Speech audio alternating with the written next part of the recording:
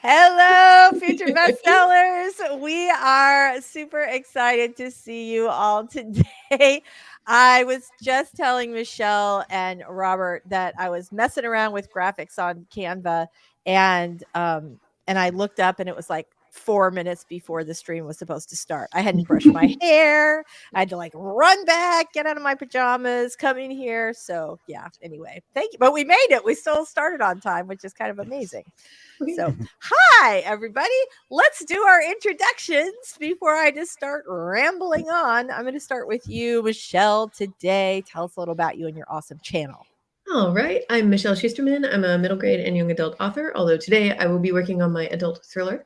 And my channel is Writing Workshops, Traditional Publishing Chat, and Writing Vlogs. Thank you very much. Very nice. Always great to have you. And Robert Jones is here, aka the Story Detective. Tell us a little about you and your awesome channel. Well, I am Robert Jones, and my channel is The Story Detective, where we take my experience as a graphic artist for Marvel Comics and other companies, as well as writing and other storytelling venues, put it under a Sherlockian microscope, break down the craft, give it to the viewer, in hopes of making your journey easier. Very, very, very nice. So it's Florida, so I literally always have ceiling fans going in every room, and I have like one little tiny hair that's like just caught in the ceiling fan, just enough to annoy me, not enough, not big enough for me to get it to stop. So I love this, Robert. Look who's first today. Very nice. Time for everything. Very nice, Robert. If you don't already know me, I'm Lisa Daly. I am a hybrid author, so traditionally published and indie published. And on my channel, we talk about how to write a book you're super proud of and get it published. So I'm super excited to say hi to everybody this morning. Even though I had a little bit of a nutty start. Michael's here. Hello, Michael. We are very glad to see you today. Sisters, authors, friends in Canada, not early this time, but here, I don't know, you made it. You probably got here about the same time I did. So nice work. We're very glad you're here today. Mama Ward is here. Hello. Kanashi just popping in to say hi, and I plan to watch this later. Got work to do. Bye. We're super glad that you came in to say hi. Lainey, aka Not Your Mama's Bodice Rippers, she had messaged me and told me that she was also not going to make it today because she's got it's like one of those things. Anyway, she's got an appointment out today. So that sounds worse than it was. One of her kids has a dentist appointment.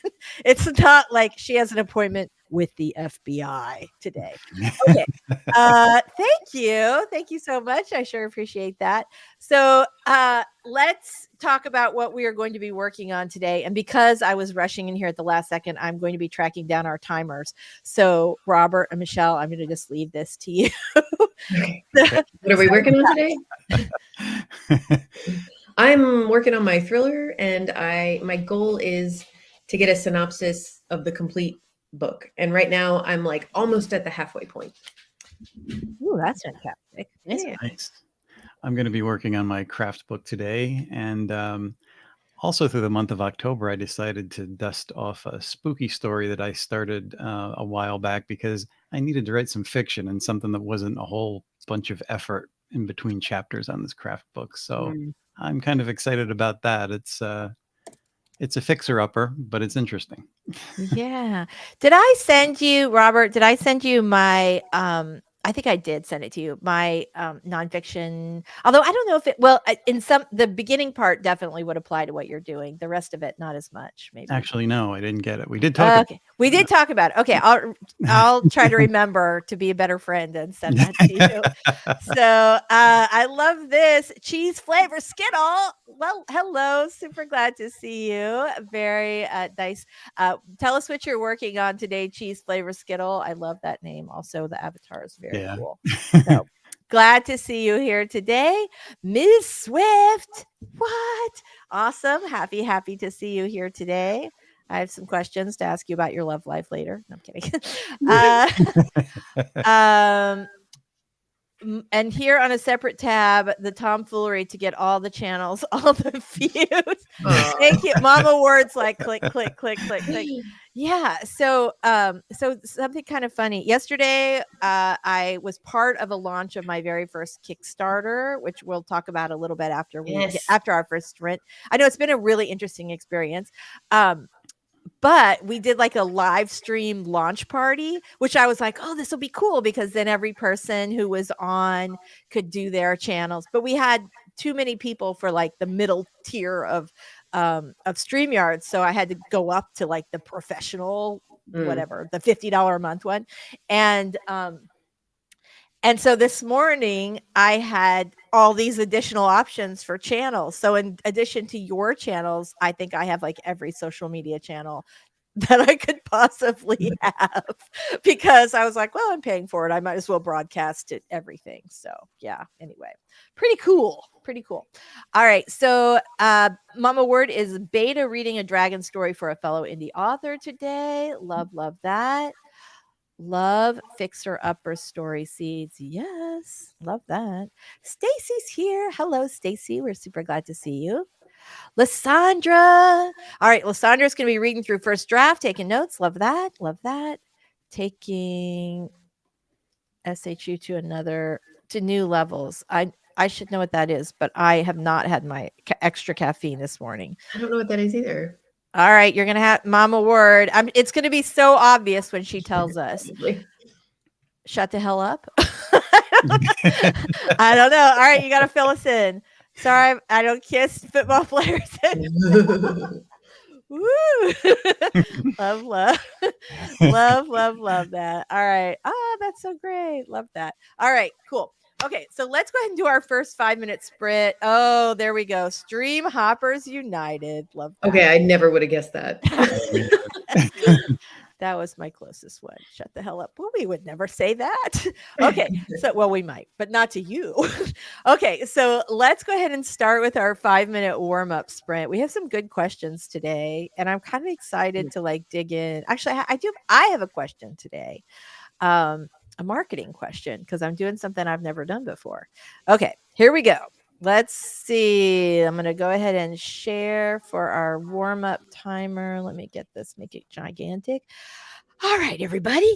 Who's ready for our 5-minute warm-up sprint? Me. All right. Let's get started. We're going to start in 3, 2, 1. Let's sprint.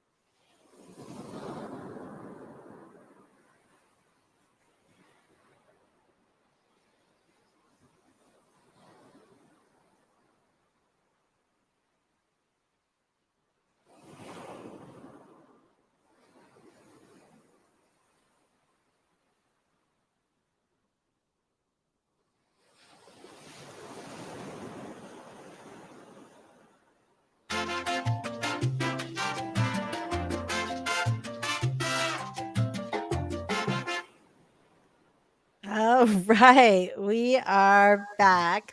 So, how did everybody do on that last sprint? Get your Good. documents open, get your water. I have my giant pink drink today. Nice. Yeah, I'm trying to be good. I haven't had one all week because I was like having a habit where every single day was going to Starbucks for breakfast. And Mike was like, "You're basically commuting. Like you work from home and you're commuting to Starbucks every day." And I'm like, "Damn it." He's right. But today I had to like drop off some packages this morning. And then I'm like, "Ooh, I could just go to Starbucks while I'm out there." Okay. So I got my stuff. I got my stuff up. I am very excited that we have everybody here today. Avi, the author, is here. Yay. Very nice. Yes, there we go. Warm up timer means warm up coffee timer. Very, very good. Love that. Cynthia's here. Hello. RC is here. Yep, awesome. We are super glad to see you. So, I am working on reading. This is kind of crazy. I'm trying to write my questions for an interview I'm doing this afternoon for the podcast for this book called Raiders of the Lost Heart, which comes out in December. So that's pretty good. I'm just like trying to come up with my questions because I'm doing my interview later this afternoon. Vixen's here. Hello, Vixen. So I wanted to tell you guys. So here's my question. Let me just show you our thing. So a group of romance authors and I did a Kickstarter. Lainey, who is, as you guys know, she is a regular on the stream. We know her as Not Your Mama's Bodice Rippers. She has done several Kickstarters, but it was her idea to do this one. And so I'm kind of excited about it. I'm going to show you what it looks like. Hold on just one second. So I'll tell you a little story before we get started here. My mom's friend, Chris, is like a second mother to me. They've been friends for like 45 years, best friends for like 45 years. And Chris could not read my new book, The Cutting Edge. And she was trying like those magnifying sheets, but her eyesight's pretty bad. And so my mom said, "Hey, are you planning to do a large print edition?" Which I have never done a large print edition for any of my books. But I was thinking about, how easy KDP is, and I could literally just reformat it and print just one if I wanted to. And so I started thinking about how I would print one large print edition. I'd reformat and, just doctor the cover a little bit to fit the new size. And I thought, well, I'll just do one for her, even though it'll be like an author copy and have that strip on it. And in my regular Friday Zoom call with a bunch of other romance authors from the Romance Author Mastermind rom-com group, we were talking about this, and I was asking, "Hey, have you?" Because I thought, well, if I'm going to reformat it, maybe I should consider, putting it up on Amazon and the rest of the retailers. And we were talking about it, and in like 5 minutes, Lainey had like gotten everybody all excited about doing a Kickstarter for what we are calling Love and Lust in large print, because no one should have to squint at the good parts. Okay, that's hilarious. Right? We had so much fun making the social media graphics for this. Like I bet. all the funky old ladies and hottie guys. So anyway, so we're doing this Love and Lust in large print, and it's kind of cool. We've done different boxes, and I love the fact that like we literally put this together. Like we literally had the idea for this like 10 days ago. We meet every Friday. It was the Friday before last. And so we grouped these into different book boxes. So each one has 3 or 4 different books. We try to do about the same page length for each box. So you've got like a holiday box, you've got a rom-com box. Ooh, there's my book. We've got a short and steamy. So these are novellas, and then a sultry stack. And that one's also got 3 books in it. So, and it comes in like pretty holiday wrapping, fancy boxes, the whole deal. Oh, here you can see we just had so much fun putting this thing together. So here's the thing though. Like my theory about this was going to be like, this is either going to go great because it's really hard to find books in large print. And so my thought was it will either go like gangbusters or it'll be like wah, wah, wah, and I realized my audience already read, like my newsletter audience, which I have a pretty good sized newsletter list. They already read either ebooks or regular print books. And so my question for you guys was whether or not you had any brilliant ideas for how we reach the grandmas, because this is a different audience for us. And yet, I think it's really, when I told my mom that I was going to do this for Chris, and then when I told her how everybody else got all excited, I have like 13 other author friends who are like, me too, that um, she was really excited about it. But I don't know if we're reaching our good audience. Although, to be fair, we did fund yesterday or fund first thing this morning. So after just like 24 hours, which is super awesome. So, Mama has a good question. Cozy box. We we didn't we did not do a cozy, but that is a great. So everybody in this group of authors writes open door romance. So they're a little they're like medium steamy or low steamy to high steamy. But I think that's a great idea, right? Because cozy authors or cozy audiences are often the same as the large print. Michael, that is one of our taglines. That's hysterical. Oh my God. We have a lot. I should show you guys all the I'll show you guys all. Well, here, let me see if I can. Let me unshare this. Hold on. Let me show you some of the fun. I'll just run through them like super quick. Some of the really funny social media posts that we did, because I did one that's like dirty and that I did just like for fun. Which you guys, am I showing the wrong one? Sorry, I just showed the wrong one. I'll show you guys this, but I'm going to go really fast over the one that's smutty. It's about to be not suitable for work. All right, let's see. There we go. Okay. So I was just working on one. So we have, because nobody should have to squint at the good parts. We have, it's so big. Size does matter. We have a couple of these ladies. Nobody should have to squint at the good parts. Big print, big love, big everything.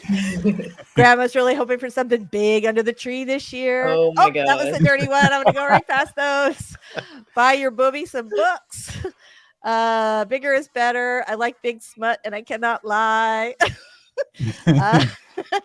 I think we can all agree when it comes to romance novels, bigger is better. Oh, this is the one I was just working on. If you need these, you need this. So that awesome. Was it. We had a ton of fun, but I also think like that it's not my normal audience. So I'm we're all sort of kind of figuring out like, okay, and also Kickstarter is not, like where Kickstarter has a built-in audience of younger readers. Older readers, a lot of them have never done a Kickstarter, like have never funded a Kickstarter before. So the whole thing is kind of interesting. Heavy the author, Lisa in large print. Awesome. Now they get 50 shades for over 50. Holy crap. That is awesome. Please let me steal it. Love. Thank you. Thank you very much. I had no idea how this was going to go. Lainey set the whole thing up. Like we all did parts of it. Like I did some socials and the other authors did some socials. We had like some people were on the swag. Some people were on the packaging. It was incredible. Like, because everybody was doing their part. There were no slackers in the group. And it just was like so positive and easy. So if I ever do it again, I would like to have 13 friends. Stacy said, don't think that it won't translate. I've started reading ebooks just because I can adjust the size when my eyes hurt. Oh, that's true. It's funny because yesterday when we started, we did a little live stream party for it. And I thought for sure, like we were all like, oh, we should wear a tiara when, somebody buys one or whatever. But what we ended up doing, which is like, how many people have reading glasses within their immediate vicinity of their desk? And how many do you have? And I had like 3 or 4, and everybody had like multiple pairs of reading glasses. So anyway, steal away. Thank you. That's going to go on our next social media post because it was freaking awesome. So anyway, let's go ahead and do another sprint. If you guys have thoughts on how to reach an older audience, which is important, obviously, for us, because we're looking primarily for women who are like in their 50s and up, but it's also a really important audience to be able to reach for, like mystery, because their audience tends to be, older.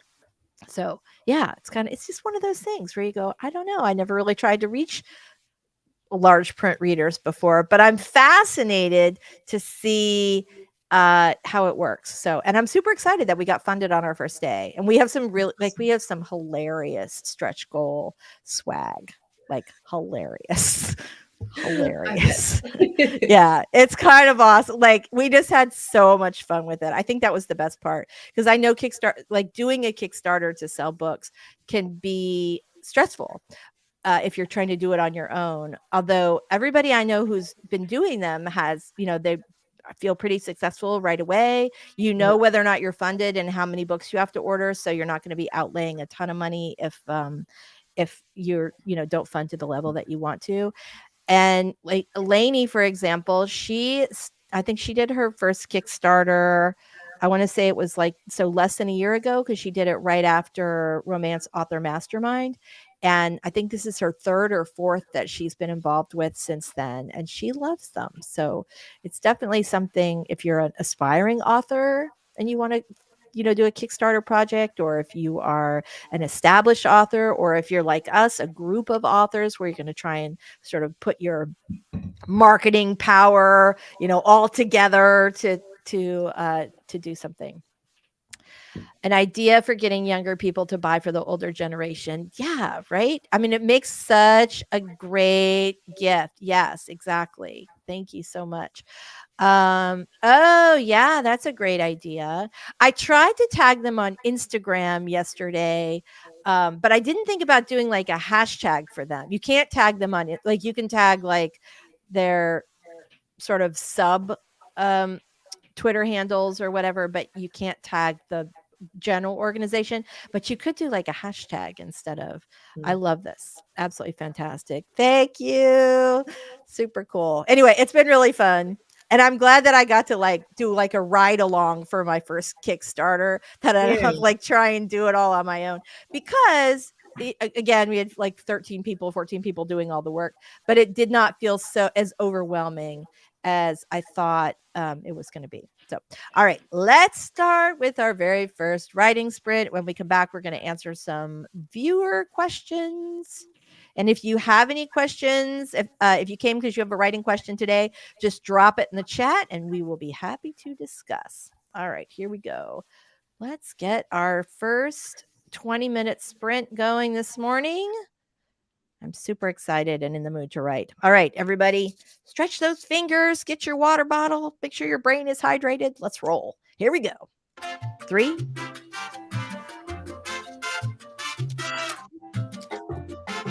1.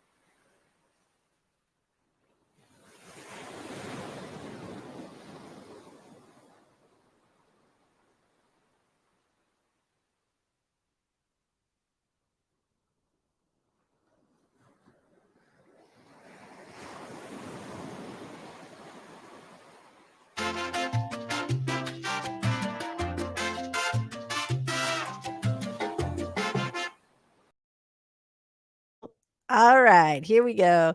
So let me just get back to our little thing here. Let's see what we've got. All right, fantastic. So let's take some questions. How'd you do on your, the first sprint, Robert? I did pretty well. Awesome. Looking at some research here on the character stance, it was just interesting to me that we have so many craft books that talk about plot comes first because the events shape characters.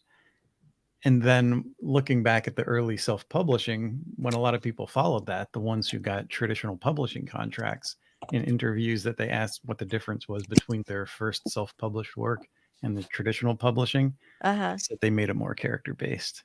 Ah, that's interesting.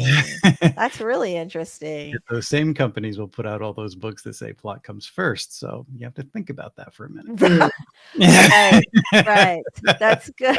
I can see that. 1,000 great books. Hello. Came late, managed to write 60 words in 5 minutes. Yes, that's awesome. Hello. We are super glad to see you. How did you do on that last sprint, Michelle? Really good, actually, especially considering I had to stop and take Rosa out because she was harassing me. She was harassing you. Odin has started doing this thing. I was napping on the couch the other day, and he comes. He's like this big. He comes running towards the couch and then smashes his front paws right near, like, where on the cushion, but right where my head is. So he didn't hurt me, but it's like jostling. And I'm like, how did he learn to do that? And it is so annoying. But he wants to walk. He'll just like do that circle, do that over and over and over again. It's like, holy crap, dog. So yeah, he's become more demanding. All right. We have a great question here. I don't know how to say your name. Is it Cut? There's probably it's probably something super obvious. How do I say this? Cut wire 3 or just cut wire? Maybe cut wire. Oh, cut wire. Yeah, good.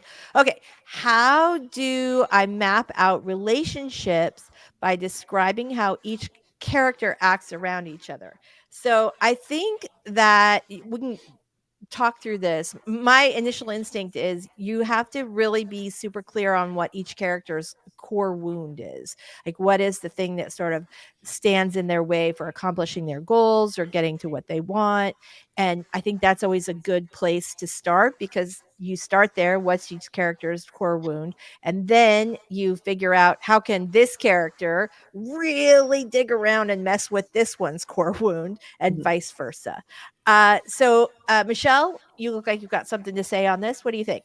I think that was actually really great advice. Yeah. I'm just really like, I don't know exactly what we mean by mapping out relationships, but I think if I'm going to add on to what Lisa said, I think remembering that all characters have secrets, even if they aren't like huge explosive secrets.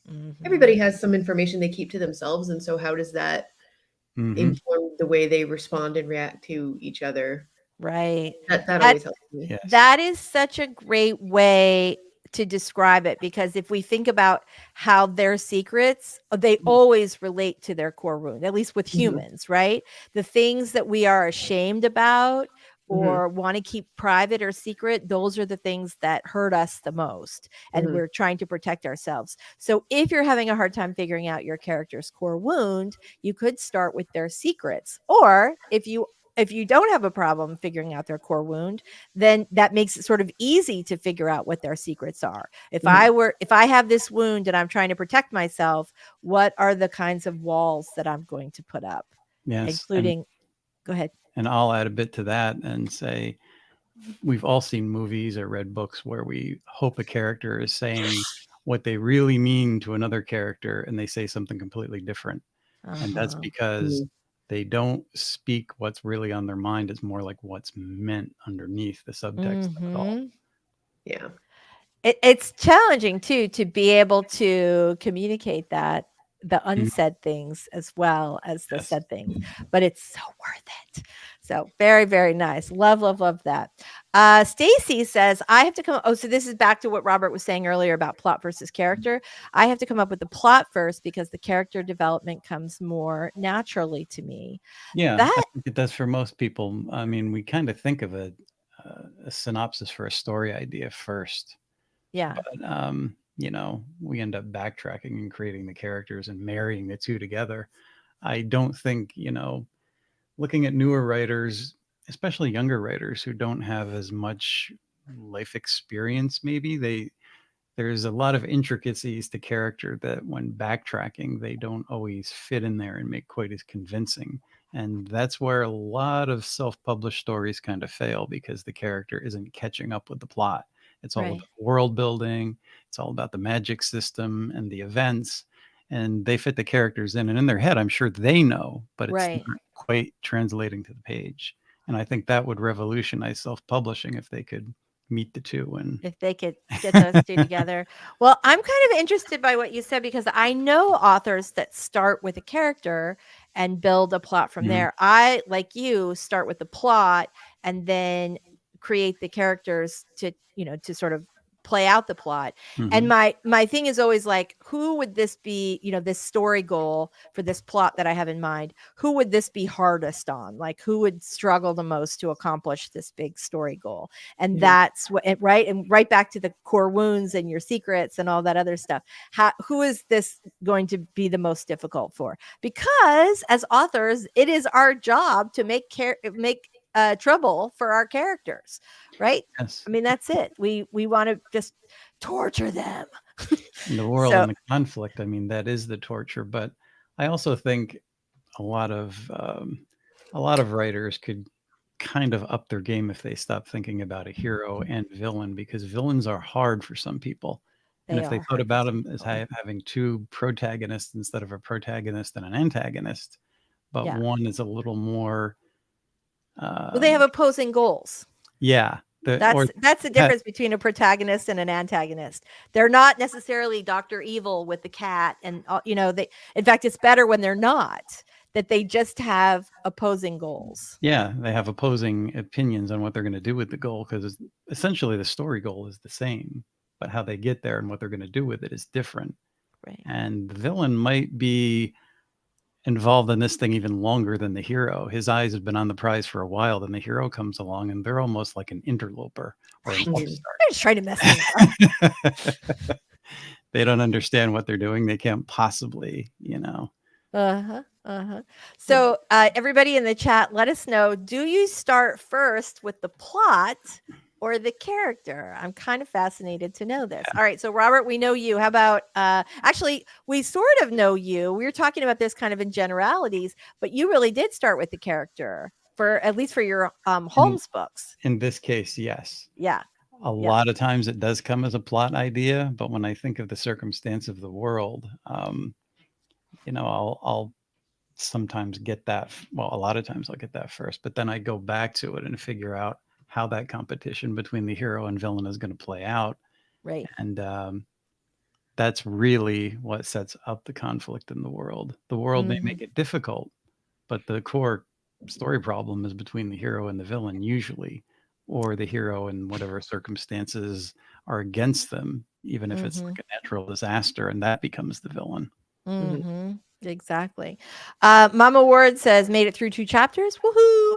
And the back and forth between character driven and plot driven is the eternal author struggle. That is true. That is true. AH is here. Hello. Welcome, welcome, welcome. Doing Preptober and a new chapter sprint. Yeah. And we are very excited that you are here. Congratulations. Glad to have you. Mama Ward says, clearly tag their luggage. Cat Wire says that thinks that's good advice. You're so welcome. Abby had a great comment. As Michelle says, when people have secrets, they act suspicious, which adds tension to the scene. That was from a video I did. Yeah, I remember that video. It was a great video. In fact, you should, if you can access it during the sprint, maybe drop it in the chat so everybody can look at it.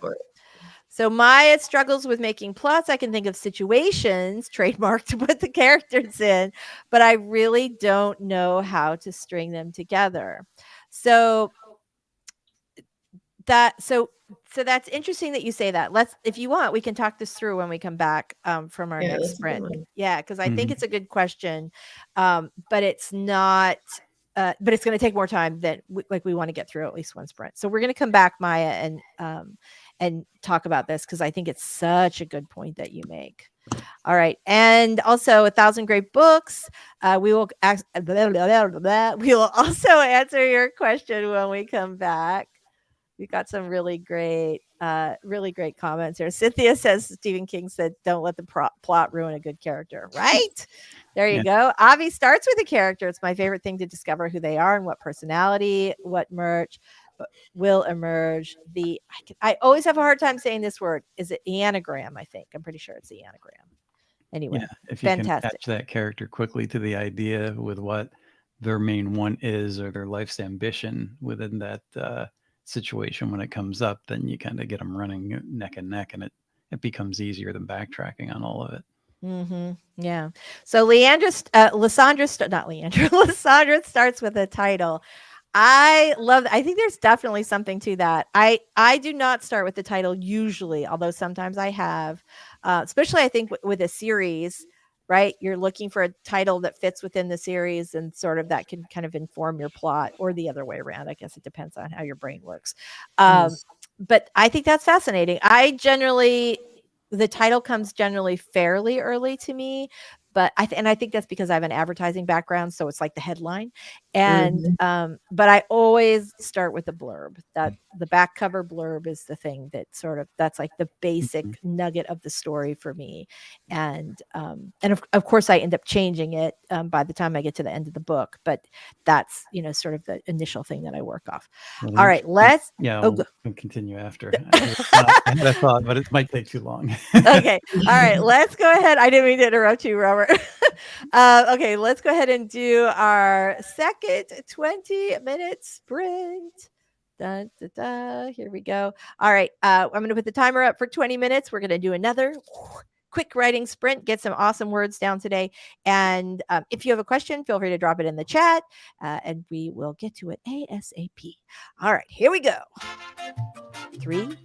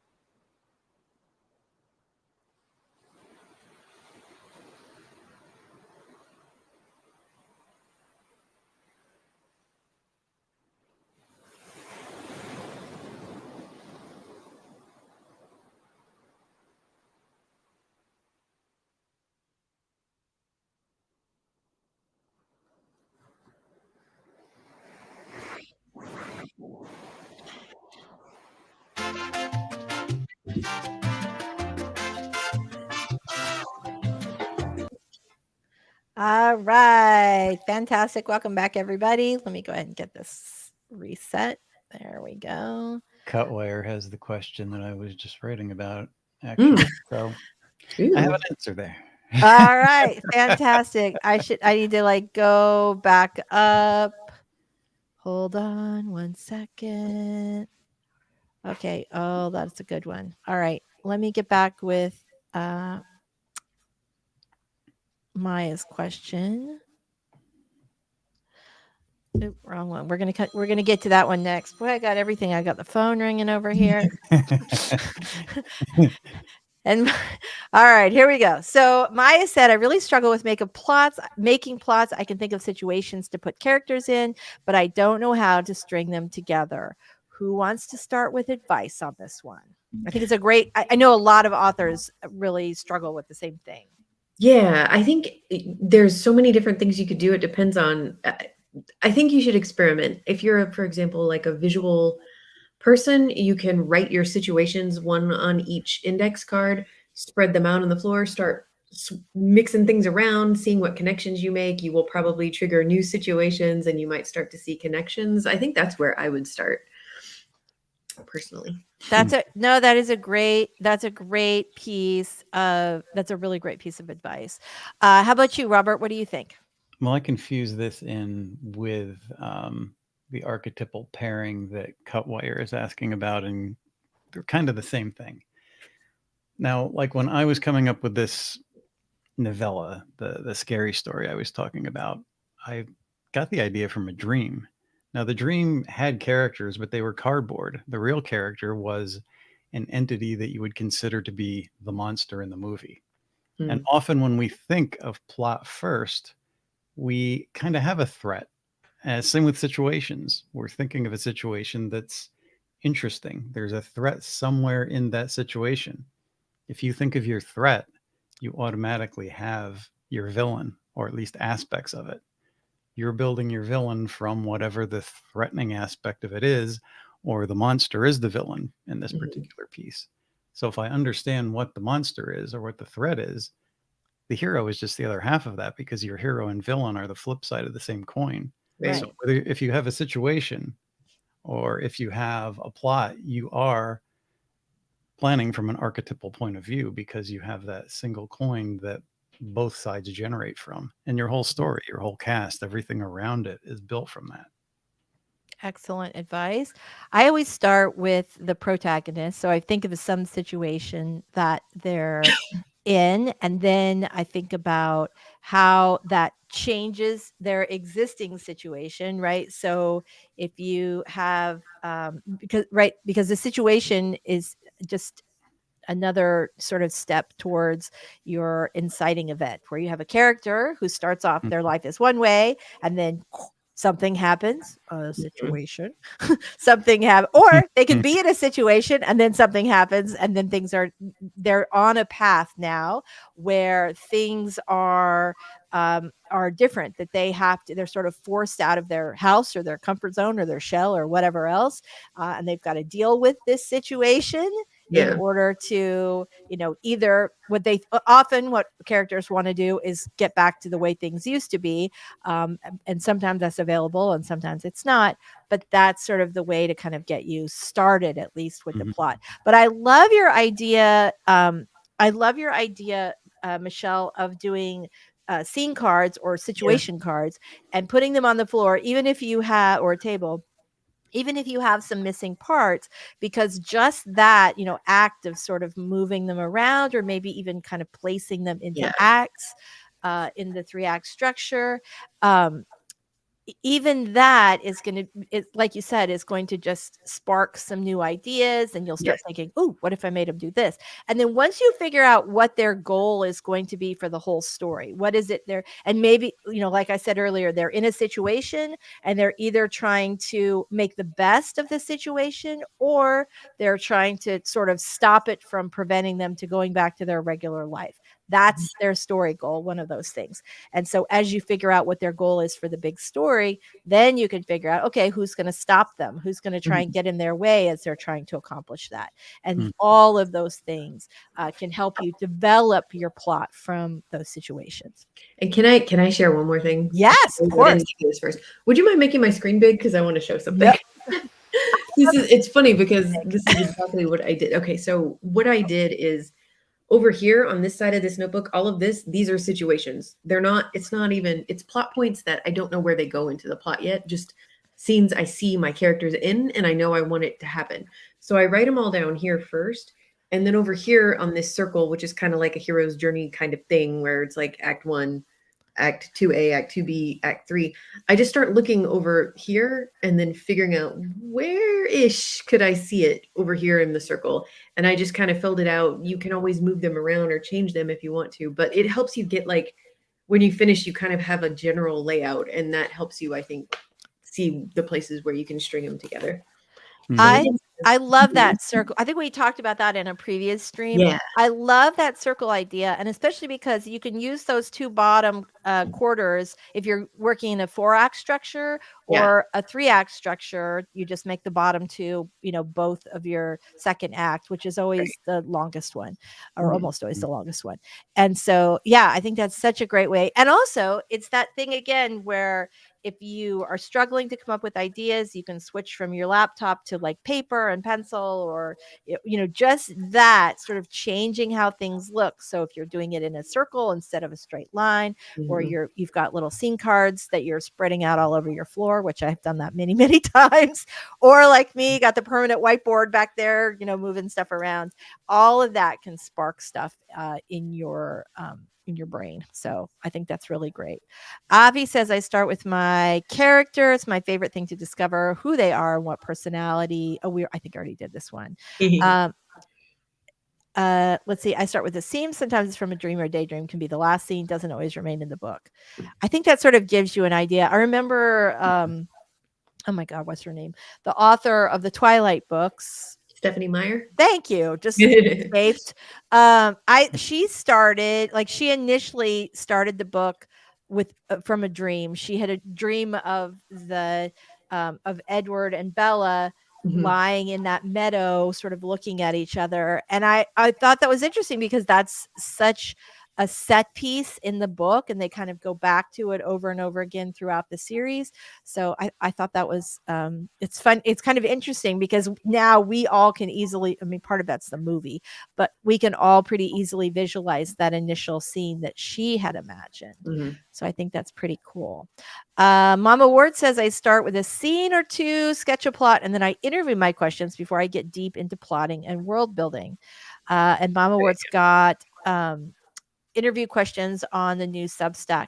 Mama, would you please drop that link? I'm pretty sure you're a wrench. Would you please do me a favor and drop that link, if you wouldn't mind, to Mama Ward's Substack? I just talked about you and then talked about you in a different way. Would you please do that? Sorry, didn't mean to swap tense. Question. What was that? I'm also looking at Maggie's next question about what if the thread is inside the hero.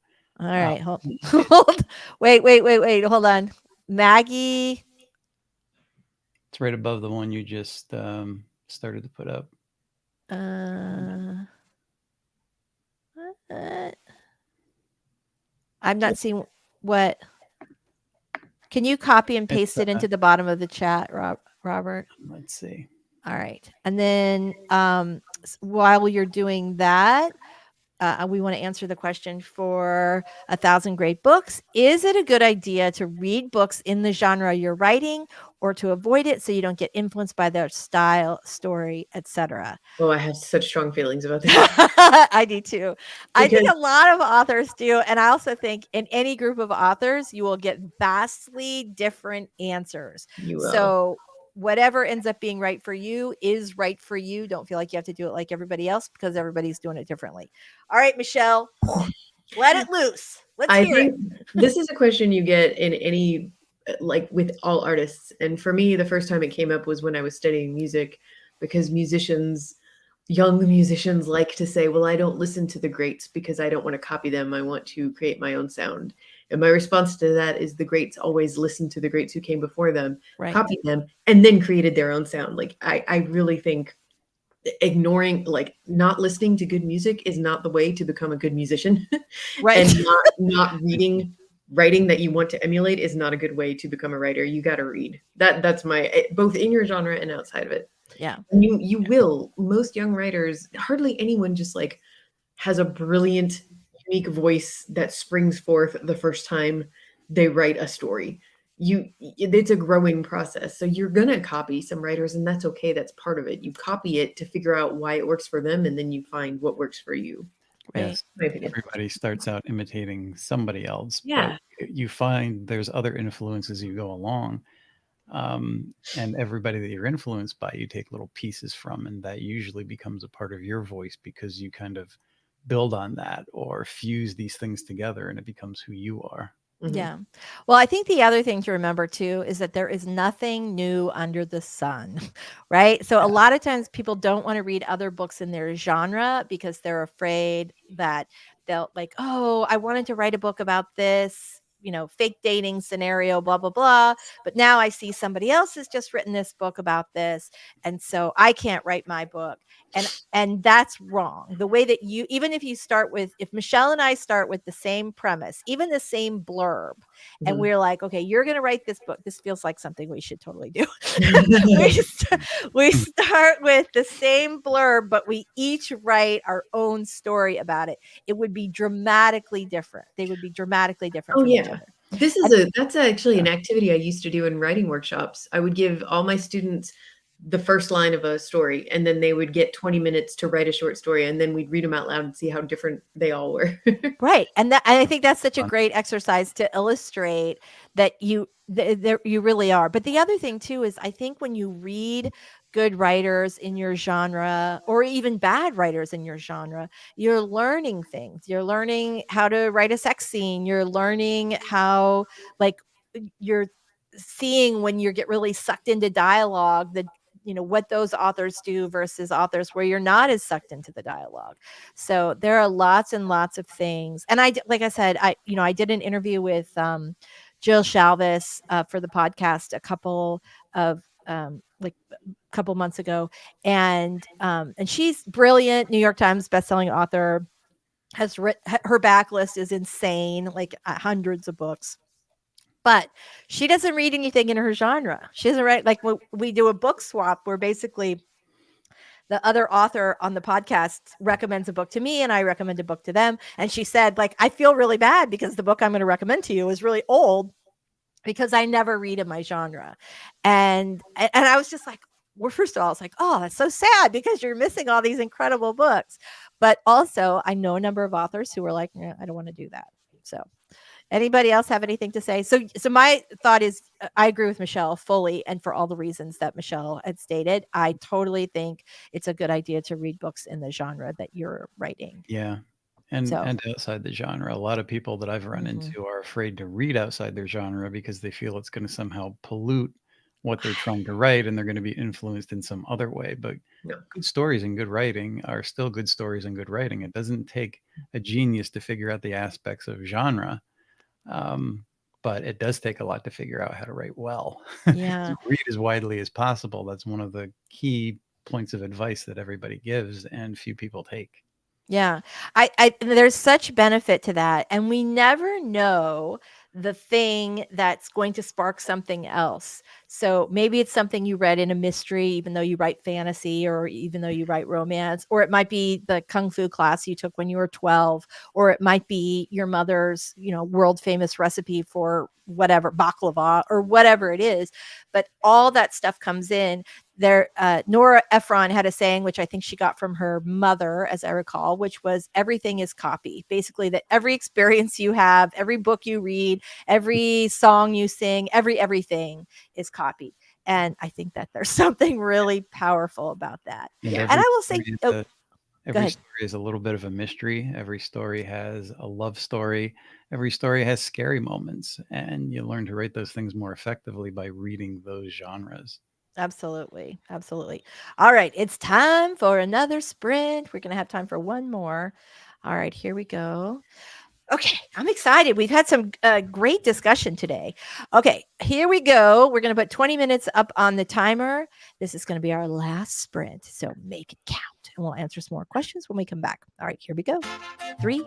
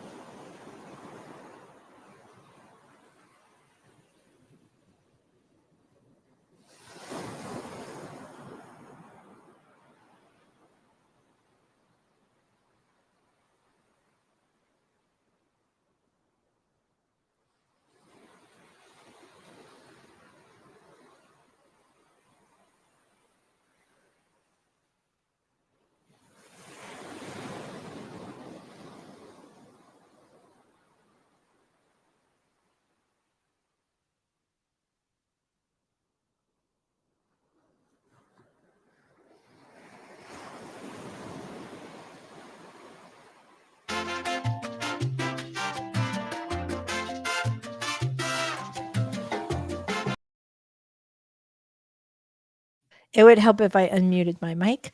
All right, there we go. Fantastic. How did you guys do on that last sprint? Let us know in the chat. Robert, how'd you do on the last sprint? I did well.